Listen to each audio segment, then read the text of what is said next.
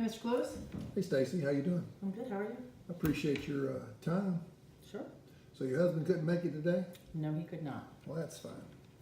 What we're going to do is I'm going to take you through some of the areas that we work in, such as eliminating debt, long-term savings, short-term savings, tax, tax and risk in regards to retirement. Okay. Hopefully you'll find this very awakening.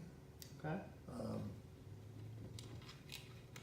If you have any questions as we're going along, don't feel free to stop me, Okay. and we'll answer any questions, or I'll try to answer any questions that you have. All right. Now, I work for a company called Affordus, and Affordus is a nationwide company.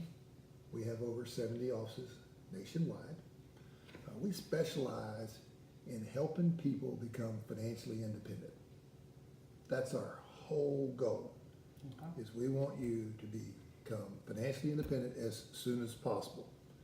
Now, the way we do that is that we teach people about money. We teach people how money works, and then try to teach you how to make it work more effectively for you. And like I said before, our number one goal is to help you become financially independent. Now, when I talk about financially independent, what would your definition be for you? Because it's different for everybody. What would your definition of financially independent look like?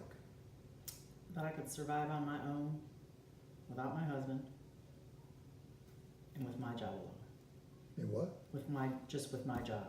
Okay, that's a pretty good answer. But what we're looking for, what we try to explain as financially independent, would mean that when you get to retirement, that what you have accumulated in your life between 401ks, sets, whatever it is that you set up for your retirement, that amount of money, with the interest off that money, will help take care of you the rest of your life. Okay. Not talking about 5 or 10 years. We're talking about that when you get to retirement, that you're set up for life. You don't have to worry about anything. You get to take your vacations. You're living just like you are right now, but you're retired. Okay. So what we have to do is we have to accumulate enough money to put you in a situation that you can live off the interest, is another way to say that. Okay. Okay? Would you like to know how to do that? Yeah, sounds good. Okay, so what I'm going to do is I'm going to try to show you the fastest way to do that. All right, now in order to do that though, we have to be careful because there's a lot of things that are going to try to keep you from getting that accomplished. And I've got a few of them here that I'll go over, and there's a lot of them. Some of them, these may not pertain to you, may never will, but there may be some that do. I like looking at it and saying, okay, well, cost of living and inflation is a big problem for everybody. I know that when I was a kid, you could buy a gallon of milk for 30 cents. I think my wife told me the other day a gallon of milk was $3 or $4. I don't even know what it costs, but I know one thing: she's constantly complaining about how much more it costs to buy the same things we bought last year. Consumer debt. People today don't live off just their paycheck. I call a money hungry or gratification country, that we want instant gratification. And a lot of times that makes people pull out credit cards. I don't know about you, but when I was a little kid, my parents didn't have credit cards. They didn't even know what they were. I remember when my mom, the first time, she said, "You got a credit card?" And I was thinking, that was just normal, man. We all got credit cards. So instant gratification, that's a problem. What happens with the credit cards is that we spend more than we're making. So then we end up having more debt on us, which means if you have debt, you're trying to pay off your debt, and a lot of times that keeps you from setting up your retirement. Okay? Lack of savings. People today don't save like our parents saved. We don't have the same retirement situation as our parents. A lot of our parents had pensions. Right. That was the way people retired back in the day. Now they leave it up to us with like 401ks. That's the big thing normally when I'm talking to people. They're talking about their 401k. People are putting in there 2, 3, 4%. A lot of times the company might match them 2, 3, 4%. And usually a person today is only using somewhere between 4 and 5% of their actual pay, putting it toward retirement or toward savings. That number in the past with our parents was closer to 10%. So what's happening is we've got a lot of other things slowing us down, like I just said, cost of living, debt, things of that nature, which get in the way of us becoming financially independent. Other things that get in the way is consumer spending. We spend everything we make. That's a big problem. One of the other problems that I see that people have or run into is procrastination. People will get what they want today, buy what they want today, instead of saying, you know what, I need to have a plan of some sort and making sure that they're hitting their retirement. One of the best examples I can show you is, I think one of the best examples that they have in here is that it shows how people will say, you know what, it was always a smart thing, and I got to tell you, I'm one of the people. This is, I guess, the reason I like this one is because it's something I did, and I thought I was doing something great, and it turns out it really wasn't. I always call it the $250,000 mistake. $250,000 mistake is that you say, you know what, I got a 30-year mortgage. I'm gonna get smart, and I'm gonna pay that house off in 15 years. Okay, I mean, that sounds great, doesn't it? Yeah. Well, the problem is a lot of times people, instead of paying more toward their retirement, they're paying toward to pay off the house sooner. And then their argument would be, or at least I thought, well, if I get the house paid off sooner, I'll have more money to put away for retirement later. The problem is that time is money. So in this example I'm going to show you here is it shows a person that has a 15-year mortgage. They're paying $1,716 a month. Okay, and in 15 years they'll have their house paid off. What happens is at the end of the 15 years, they say the next 15 years I'm going to take all $1,700 and I'm going to put it toward retirement. Good thing, nothing wrong with that. The problem is that if you do it this way versus doing a 30-year mortgage, taking the difference between the payment of $1,700 and the payment of roughly $1,200 for a 30-year mortgage, and putting the difference, the $524, into a savings plan for that same 30 years, you can see that you'll come up with a huge difference of the person that said, okay, I'm going to pay the house off and then set up retirement, procrastination, putting it off, save $593,000. The person that said, you know what, I'm going to pay on the house, but I'm also going to start sooner, showed a $780,000 retirement nest egg versus a $593,000. That's not quite $250,000, but $190,000. I don't know about you, but if you're doing the same thing and just moved to say, okay, I'm going to start on my retirement sooner, how much difference it made. I mean, I don't know about you, but $180,000 is a lot of money. That's a big difference. Even if it was only $50,000 to me, it would be. It was an eye opener to me. I was like, that can't be true. So that kind of shocked me. Okay, I'm going to ask you a question. If we had 100 people lined up, standing in front of you, how many people, if they were 65 years of age, would you consider financially independent today? I'd say about 40. About 40? That would be great. The cold, hard truth is that only around 6 or 7 people out of every 100 at age 65 are financially independent. Here's the question that comes to me. I always go, then what the heck are the other 93 people doing? Because if they're not financially independent and they can't retire, what are they doing? Well, they're doing one of 3 things. They're relying on their Social Security and other welfare programs.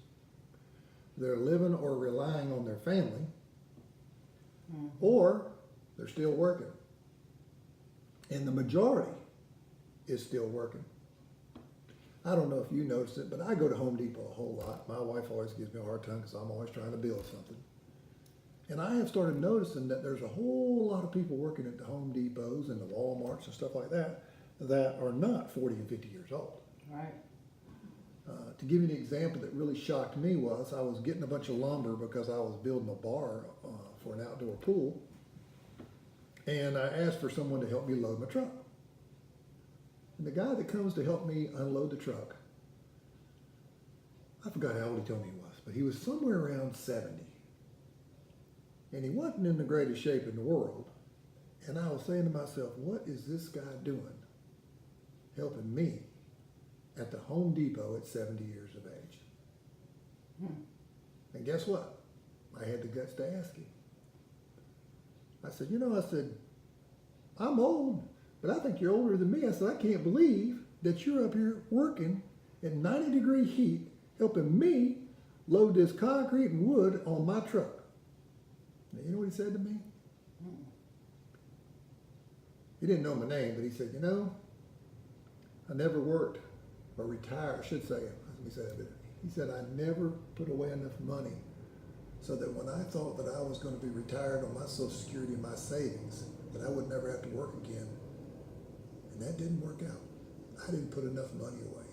The market's ups and downs, when I tried to retire, it was in a downswing and I took a beating in the stock market. And that's why I'm still having to work. Now, I'm going to tell you something. I don't know about you, but I don't want to be working at Home Depot at 70 years old loading trucks. I thought that was just shocking. And I know you can relate with me that you go to Walmart, you see the Walmart greeters. I don't know about you, but when I retire, I don't want to work. I want to be playing golf. I want to be traveling. I know my wife does. So I don't know, that was, to me, I just know that that's not somewhere anybody wants to be. So let me show you 7 ways that we can get you to retirement as soon as possible. Now, you may not want to follow all the advice I give you. If you follow just any of it, it may improve your situation, okay? So the first step is, first area I'm going to say is that you need to inspect what you expect. I don't understand why they use that term, but the bottom line, what it really means is you got to pay attention to your money. There are all kinds of budgeting tools online and things of that nature that can help you keep track of what is going on with your money. I think the best example is for someone to understand what to expect is to say, let's say you got a credit card and you've got a $2,000 balance and you're paying $500 a month and you go 4 months and you pay it off. Well, if you don't tell that $500 that you've been using to pay off that credit card to go somewhere else, it's just going to go. And it may not be going where you want it to go. So what I'm saying there is paying attention to what our debt is, and when we're paying debt off, maybe make sure we're putting more money toward retirement. Anytime that you can put more money toward retirement. Now, don't get me wrong. I'm not the guy that says, don't live today. My wife gets mad at me because I don't save enough money. I've learned a lot from this company, the mistakes that I made. That mistake I was telling you about the mortgage, I did it. It's one of the reasons I work for this company, because I was like, you know, that's some great advice, because everybody thinks, let's do a 15-year mortgage. We're going to be a whole lot better off. So make sure that if you don't have a plan, have a plan. I guess that's really what that means. Have some sort of plan. Makes sense. The second one is, or step number 2 is to increase your cash flow. Now that's not saying increasing your check. That's just doing everything that you can with looking at your bills and obligations to say, is there something I can do to improve my cash flow, which would maybe give me more money to free up toward retirement? I'm going to give you a bunch of examples. You know, shopping around, making sure you're buying a long-term CD if that's something you're doing, trying to get the most interest you can. I like these credit card life insurance applications they'll put on a credit card. You know, if you got something like that, you don't really want to have that on your life insurance on your credit card. It's just wasted money. Trying to eliminate private mortgage insurance. Once you've reached 20% of your equity, you don't need that. A lot of people don't realize that. You don't need it. You can remove that and save yourself $200 or $300 a month in insurance costs related to your mortgage. That was one I did learn. I don't miss them all. But and so the bottom line on this one in increasing cash flow is making sure that wherever you're spending money is at the right place, and is it really something that you need or something that you want? A lot of times we have a lot of things that we like to have, want, and when we start looking at them, we really don't need them. But I'll tell you what you're going to need is you're going to need your retirement. I took this job because I feel like that what I've learned over the last 30 years being in the insurance securities business, and after I met these people with this company, I said, you know what, this is something I want to do because I've made a lot of these mistakes. I think I could really help people. I mean, that one example I showed you, $200,000, that's $200,000 in somebody's pocket of retirement. Mm-hmm. I first saw that, I was like, My God, that was blew my mind. To be honest with you, blew my mind. That's the second one.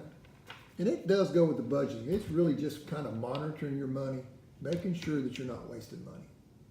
The third thing is that we look at eliminating people's debt. Now we know, well, I shouldn't say we know, but most people have some sort of debt. Some have a lot of debt, some have a little debt, but everybody wants to get rid of their debt. One of the things that we have with this company is some software that we can take, like in this example, and show someone that if we took their mortgage and their payments, their auto loans and their payments, credit card payments, store card credits, credit card payments, and we can put that information with the interest rates into some software. And in this example, it showed a person that had 26 years of debt, the way they were paying their bills. We put the information in the software, set it up differently, but with the same debt, with the same monthly payments, and no refinancing, that we could eliminate that debt from 26 years to 14 years. Wow. Now, I always use that example, kind of like with the mortgage again. I know I go back to that, but this would put someone in a situation that they could start saving toward retirement much sooner than what they were on the same current plan that they were on. So I think that's a really important thing to do. Do you have any debt? Yeah, some credit card debt. Well, that's something we can help you with, and we'll talk about it a little bit later, but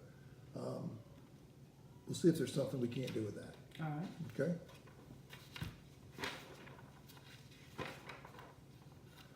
Another thing that has come into play, and this happened to me a couple of times in my life, is that step number 4 is that everyone should have either a savings account, or I use the term, or they use the term emergency fund.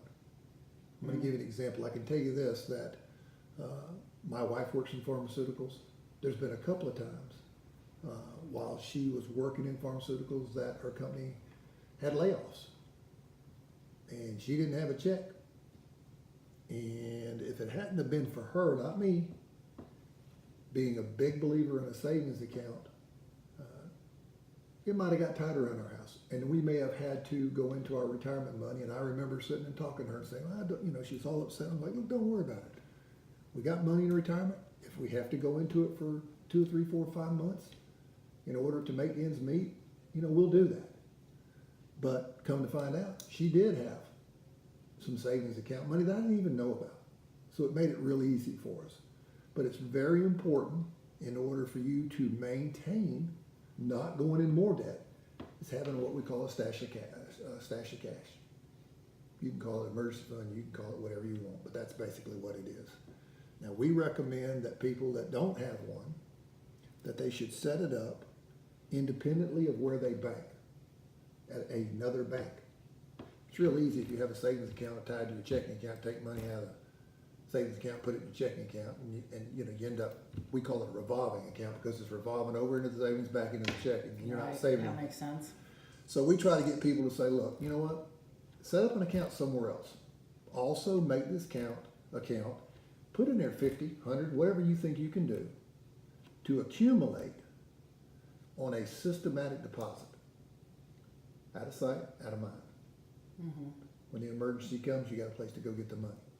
Now, most savings accounts, we want to make them very liquid, very accessible.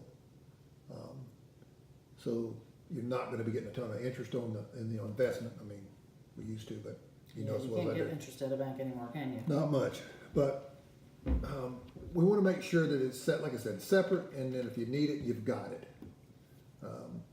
Like I said earlier, my wife had one. It really made things on me as well as her, because I was worried about having to bank up, proportions of the bills that she had been paying. But fortunately for us, we didn't have to do that. One of the biggest things that I like about an emergency fund is that if you lose a job or something of that nature, you don't have to go into your retirement money. So it's left alone. You don't damage what you have been accomplishing up into that point, okay? So that's an emergency fund. If you don't have one of those, you know what, I'll be more than glad to try to help you get one. It makes sense. Everybody talks about it, but you just don't get to doing it. Yep. Step 5. Step 5 is probably the ugliest one that I have to talk to people about. it's death. It's when the income earner in a family has passed away and they don't have adequate life insurance to help take care of the family. I'm going to give you an actual example of a neighbor of mine. I have a neighbor of mine, he was something, I think he's 38. And he passed away, and the wife was pretty much taking care of the kids, and he was the primary breadwinner. And it was the first time that I actually saw someone close to me living, by me, never had any family that ever went through anything like this. So it was one of the first times I ever saw how devastating not having life insurance can be to a family. They had to move, they had to sell their home, they had to move in with her parents, and they had to take the kids and move them into another school. It was awful. It was one of the worst things I've ever seen. I remember going over and seeing them pack up and move and move into their moms, and just the kids were distraught. I mean, it was awful. So I always say, if that's something we might want to talk about. Do you have any life insurance now? I got about 50,000. Okay. Pay about $30 a month. Is that through work or is that personal? What is? That's through work. That's through work? Yeah. Okay, so if you leave your job, you probably wouldn't have that under most circumstances. Right. Do you have any other insurance? I think I have a term policy. Do you know how much it's worth? I think it's 150 maybe. 150, okay. Well, at least you have some. Yeah. We can talk about that. When I come back, we'll talk about that and see, make sure that you got enough to make ends meet. We have some different ways to go about looking at that, and we'll talk about that. Okay? You just don't ever think your time's coming. No, So you none don't of us prepare do. soon enough, I guess. None of us do. Step 6. Step 6 is the one that my clients love to talk about. It's the most important one to talk about. And if you don't do it properly, it will make life really hard. There's 2 parts to step 6. One is taxes, and the second part is inflation. We call it the money game. So in order to win the money game and become financially independent, we have to win both of these. Okay? So can I be real strong with you for a minute? Let me say that again. You have to win the money game in order to retire when you want to retire. Okay? So we have to do this the right way. Okay? I can't be any more serious about this part. All the other stuff we've talked about, if we don't do this right, the rest won't matter. Okay? So let's talk about taxes and inflation. Taxes it's not so much how much you make, it's how much you get to keep. And taxes can be devastating. So we want to do everything we can to keep your taxes down. Okay? The second part is the most important part of all of it, and that's called, or the part of inflation. Have you ever heard of the rule of 72? No. The rule of 72 is if somebody has, let's say $100, okay, and you say, well, I'm making 4% interest on my money. If you divide 4 into 72, you will come up with 18 years. So what that means, or 18, what that means is that it takes 18 years, money growing at 4%, to double. Okay, what you had to start with. So if you had $100, in 18 years, you'd have $200. Okay. All right? If you went another 18 years, you'd have $400. Okay. Now, I hate odd numbers, or numbers are not round, so I'm just going to say 40 years. Would you agree or disagree that $100 today will not be, or excuse me, $400 today would not be worth what $100 was worth 40 years ago? No. You can say it either way. Yeah. The point I'm trying to make is that inflation, when you're only making 4% on your money, is not probably going to keep up with inflation. That makes sense. Okay? Let me go a little bit further into this. if a man had $10,000 or if a woman had $10,000 and they were making 4% on their money, in 16 years they'd have 20,000. And then in another 16 years their money would have doubled. And let's say in this example the man has gone from, or woman has gone from 45 to 65, 35 to 65. 30 years. This is 36. My math ain't right, so just work with me. Basically what I'm saying is if someone had $10,000, 36 years from today, they'd have $40,000. Now, I don't know about you, but $40,000 is not a lot of money. Let's say that's you for a minute. This is all you have is $40,000 after 36 years of investing. Wouldn't be a very good place to be in. No. One of the things that blows my mind about the rule of 72 is, what if this person made a change and said, well, instead of making 4% on my money, do you think it'd have made a difference if they were making 12% on their money? That's 3 times, right? That's right. So here's if you were making 12% on your money, I want to show you something that, again, made me take this job. I don't think people realize how important it is to understand inflation and interest and how money works. It just, to me, wait till you see this and it'll blow your mind. I think it did mine. Same guy starts off with $10,000. Instead of making 4% on his money, he's making 12. So after 6 years, because it only takes 6 years for money to double if you're making 12%, this guy in the same 36 years had his money grow from $10,000 to $640,000. And the only change we made was to increase his interest. Now, I don't know about you, that's, to me, that's pretty eye-opening. I mean, how are you going to get it to 12? Well, that's a good question. And that's the $1 million question that people are asking me all the time. You're not always going to make 12% on your money. We know that. But the most important takeaway from this is, let's just cut it in half for a minute and let's go back to year 24. Which guy do you want to be? The guy with 140,000 or 160,000? It's basically saying that you've got to be aware of what you're making on your money. And it's going to be important that you make a decent return on your money. So let me show you the 3 ways. I'm not going to say I can't make you 12, but I can't always guarantee you 12. Okay?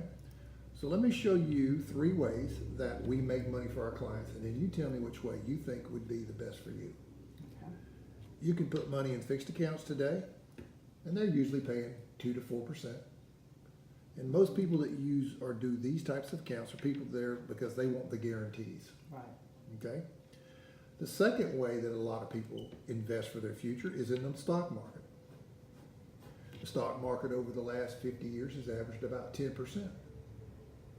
The problem is you don't know during what 10-year period you're going to be in. I mean, we have gains of 20, 25%. We also have years where we have minus 40%. The majority of the people today are afraid of the stock market. Most people that are in the stock market don't realize there's other opportunities or alternatives rather than playing the stock market. Right. I've been in the business 30 years. Back in 2008 was the first time I realized how bad the stock market, when it's in a downturn, can be to people trying to retire. It was devastating. I'll give you an example. If you had $500,000 in 2007, and you said, I'm going to retire next year in 2008, and the stock market crashed 40%. It was over 40% during that time. It was almost 50. Let's just do 40%. What's 40% of $500,000? It's $200,000. It's a $200,000 loss. Not many people that were saying, well, we can barely retire if we got $500,000, can't retire on $300,000. So people were caught with their shorts down, didn't know there was alternatives out there that could have saved them into not having to work like we were talking about earlier, these people that are still working, Mm-hmm. there was a large group of people that caught up in 2008. We don't know when it's going to happen again. The third way to invest your money is to use an index. And the index is a way that you say, okay, well, I'm going to put my money in an index just like a stock market, except that it's not at risk. And what it does, in order for you not to have any risk, it's going to put a cap on the amount of money that you can make, say like 12%. That's a pretty common cap, 12, 13%. Okay. So if the stock market goes out there and makes 10%, you'll make 10%. Stock market goes out there and makes 15%, you're going to make 12%. So you're not going to get the highs, but when the stock market goes out there and drops, you don't participate in any of the losses. Okay. Okay, so if you're looking at retirement and you know that you need to take as little risk as possible because it's a long-term investment and it's important, which of these three ways would you think would be the best way for you to do your retirement? Well, I mean, that makes sense. But is there any way to know what is the average of the cap going over the cap and the average of going below? How often the market does that? Well, it doesn't do it a lot. I mean, let's face it, you don't see the stock market over 12% a lot. Mm-hmm. Okay? Does it go over? Yes. Is it, if you were saying, well, Ronnie, can I make more money in the stock market? The answer is yes. But you're also not talking about just winning this year, next year. We're talking about the long term. So I could say, well, you know what? We can play the stock market and you might win big. But the average, like I said earlier, is only around 10. These index accounts have shown returns, and that was before fees, of showing 7 and 8%. So I always look at my clients and go, it's very important that we do get to retire. And making 1%, maybe 2% at the most, but taking a 40% risk, to me, just doesn't pay off. Gotcha. Now, you might be able to say, you know what, Ronnie? I'm not worried about that. And that's the way you want to play. That's the way you play the game. That's up to you. Let me show you how this product would work. So give you an example, because when I come back, if you think this is the best way for you to at least look at it, then what I'll do is I'll show you how this works right now. Let's say you take this 10,000 example like we were doing up here, and the market goes up 10%. It's going to go from 10,000 to 11,000. And let's say the next year the market goes up 10% again. So if you added 10% to 11,000, you'd be at 12,100. Now it's not unheard of to see a 20% drop in the stock market. So in this situation, if you were in the market, you'd have $9,600 versus the guy in an index. He still has the 12,100. He doesn't lose a dime. Okay. All right. So to me, this is probably the fastest growing segment of investments in the country.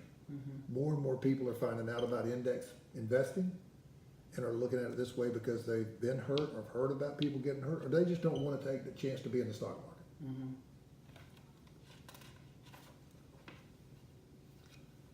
Now, I showed you how to beat inflation to some extent. But the one thing we didn't talk about is we got to still make sure we pay attention to taxes. Right. Because like I said before, it's not what you make, it's what you get to keep. So I'm going to back up a minute and go over this a little bit, but I'm going to give you an example. You're 30 years old today, Stacy, and you say, you know what? I'm going to go see my banker. And you go sit down with the banker and you say, hello, Mr. Banker, how you doing today? And I say, hello. And you say, Mr. Banker, I want to have $1 million when I turn 60 years old. How do I do it? The banker says, well, hold on one second. I can tell you how much money you have to do on a monthly basis to have $1 million in 30 years. And he gets on his little calculator and he comes up with this number, $1,639 a month at 5% will give you $1 million in 30 years. Now, I don't know about you, but there's not too many people that can come up with $1,639 a month at 30 years old. No. So if you're like most of us, you'll take a sucker off his desk and say, thank you for your time, and walk on out the door. Mm-hmm. But also, what if we could get 10% on your money? If we could get 10% on your money, that number would fall down to $899 a month. Now, most Americans will still get up and take the sucker and walk out the door Mm-hmm. because they're going to look at them and go, I can't come up with $900 a month. Right. This is where taxes becomes huge, because you can take that same example, put it in a tax-deferred account, and you only need at 10% interest $438 a month to have your $1 million. Now that is a significant difference between this Yeah. and this, wouldn't you think? Right. So with some tax planning and understanding inflation, you can see that it can make a huge amount of difference on how you prepare or set up your money for retirement. Now, one of the things we can do after step 6 that we were just going over is I can show you when you will be able to retire exactly and how much money it'll take you to get there. And we'll get to that in a little bit later, but it brings me back to I was with a husband and wife the other day, and the lady scared me half to death, but we were sitting there and we were doing the implementation, I can't say the word. You know what I'm saying? Implementation. Thank you very much. So we were doing that phase, and right in the middle of it, she stood up, hit her hands on the table and with her rings, and scared me. She stood up and she said, you know, I cannot believe what you're showing me. I was kind of startled, to be honest with you. And she says, you know, I could go and talk to every one of my brothers and sisters and every one of my neighbors, and if I ask them when they're going to retire, they none of them have any idea when they're going to retire. This is incredible. And it was just another one of those days in this job that it makes me love my job, because they got it. They saw it. They took the time and were able to say, holy moly, we can do this. Because a lot of times people are afraid to take the time because either they don't think they know what they're doing, or they don't understand money. You know, it's a lot of different things, like we said earlier, procrastination, whatever, and they just don't get to it. But what I'm going to do is, like I said, I'm going to take the information that you've given me today, and I'm going to have to get a little bit more. Mm-hmm. And I'm going to take it home and put it into some sophisticated software that we have, and it's going to look at your debt, and we're going to look at your retirement, look at your age and your income and all that, and I'm going to have to get, like I said, a little bit more information. But once we get all that together, I will be able to tell you what kind of money we're talking about in order for you to get to where you want to get in retirement. Okay. And I got some other questions, but just bear with me. The last one, the 7th one, is one that we just started getting involved in, and it's estate planning.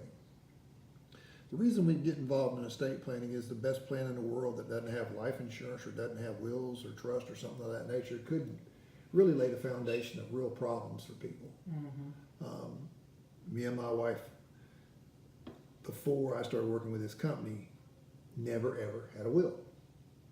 And every time we'd go on a trip, we went to the Cayman Islands and things of that nature, we'd always write a handwritten letter and sign our names on it, wasn't even notarized, and leave it with her mother. Now, I hate to tell you this, but if that's all you got when you go to court and you're trying to get your children's, it may not work out real well. So if that's something that you'd like to talk to about, we can definitely do that. Okay? So would you think that the information I gave you was some pretty good information? A lot to think about, that's for sure. A lot to think about. As I went through the 7 different, steps, was there one or two, maybe more, that you found particularly interesting to you that maybe you'd want more information on? Like, let me get back to the page. I think that last one, I don't know, they all had a lot to think about.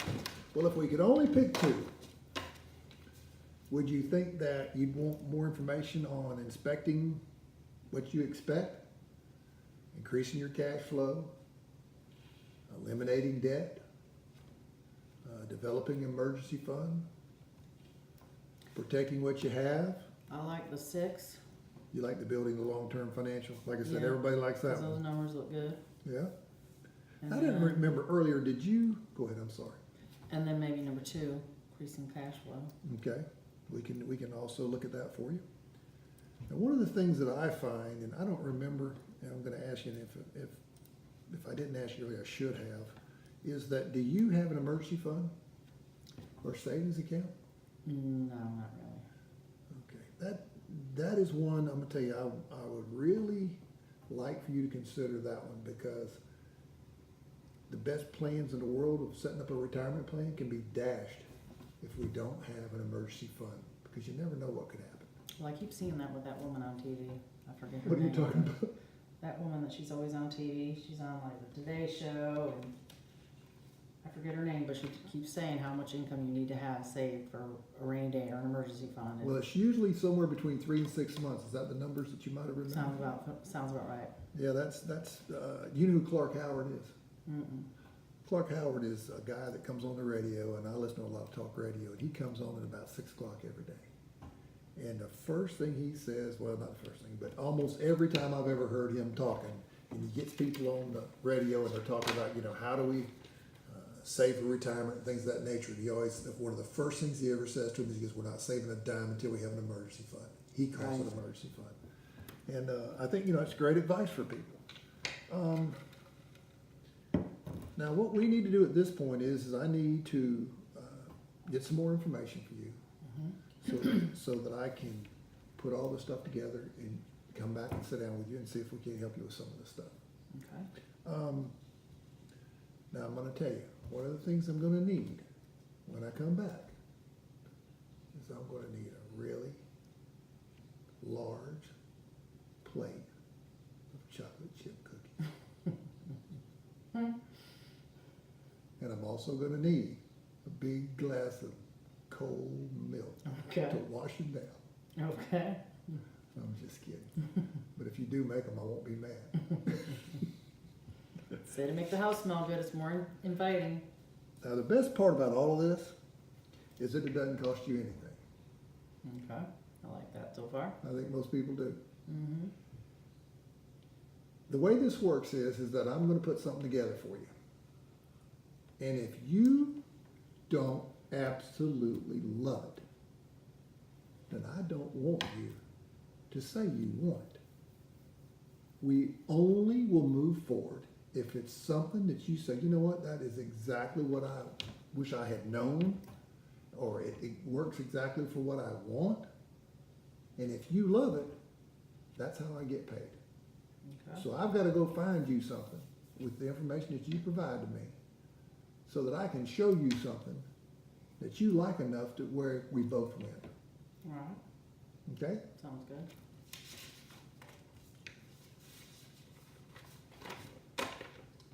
I can't tell you how much I appreciate your time today.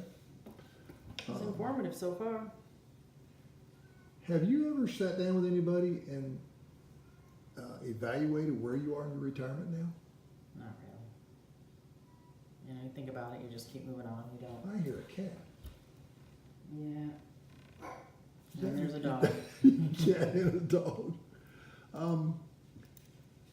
Well, in order for me to do this, let me get some more information from you. I need to know what kind of salary you live on now. We're going to need to know if you have any retirement. You need to tell me, what you have in retirement now. Mm-hmm. We went over the life insurance. I have that. How much did you say you had in credit card debt? Did you tell me? Maybe, I don't know, between 7,000 and 10,000 maybe? 7,000 and 10,000. All right. And we don't have a savings account. Nothing to speak of. And we didn't have a will or anything, and that's something we're gonna look into. And how much did you say you had in your 401k? I think it's about 125,000. 125,000. Now, is that one of those where you get a match? Yeah. Okay. Company matches. Are you maxing out on the match? I'm maxing my match. Okay, all right. I always tell people you want to at least max what they're matching, Mm-hmm. okay? And then I also tell people, once you've done that, you would probably be better off having something else on the outside, not with the company, because the company plan is a general plan, excuse me, for everybody, Mm-hmm. okay? The plan that I'm gonna put together is for Stacy, Okay. okay? Stacy, when do you wanna retire? How old are you? 45. No. 35. I'm guessing I'm 35, but I'm I'm like sorry. before retire when I'm 45. I don't think we're gonna make it to 45. No. But I guess 60, 65, the usual. Will be 60? expected. 60, 65? Well, nobody retires at 65 anymore, I don't think. And how are you paid, or how much are you getting paid now? Are you on salary or commission? Yeah, How do you get salary, paid? straight salary about 90,000. About 90K? Okay. So now, in order to have $90,000, because the majority of people wanna be living the way they're living today when they retire. So at 35, I've got 30 years, worst case scenario, at 65, to get you to where we have a nest egg big enough Yeah, that'd be to nice. bring in $90,000 a year. Mm-hmm. Now, I hope you understand that right now, with a 3% match, and if that's the only thing you're doing, I doubt that's gonna get us there. Okay. Okay, so what I'm gonna do is I'm gonna take what you're doing now, like I said, put it in the software, put in your debt, look at your life insurance needs based on what you're getting paid now in salary. How many kids do you have now? Just one. Just one? Okay. All right. Now, let me ask you this. If I can put a plan together that I can get you to 90,000 a year using today's numbers, so in the future, that you can retire, would it be something that you would like to start when I come back? I think so. And it makes sense. Okay, so, your husband, I'm going to be available tomorrow around 5, hold on, let me look at my schedule. I've got 2 times in the next couple of days, and I'd like to get with you as soon as I can so that I can get this done, get back with you, so while it's still fresh, so we don't have to start over, and get with your husband. For him to see this, because it involves both of you, and he's Yeah, gonna wanna know that's all the true. details. So when we get back together, I'd like to have everything so I can lay it right out in front of him. So tomorrow, today being Monday, tomorrow, Tuesday, say 5:30, would he be home by then? Should be. Would that be a good time? That should work. All right, so let's do this. Let me, get to work on this and get out of your hair, and I appreciate the time you've given me. Okay. And I will be back for my chocolate chips at Okay. about 5:30 tomorrow, and I really appreciate your time. Excellent. Thank Thank you.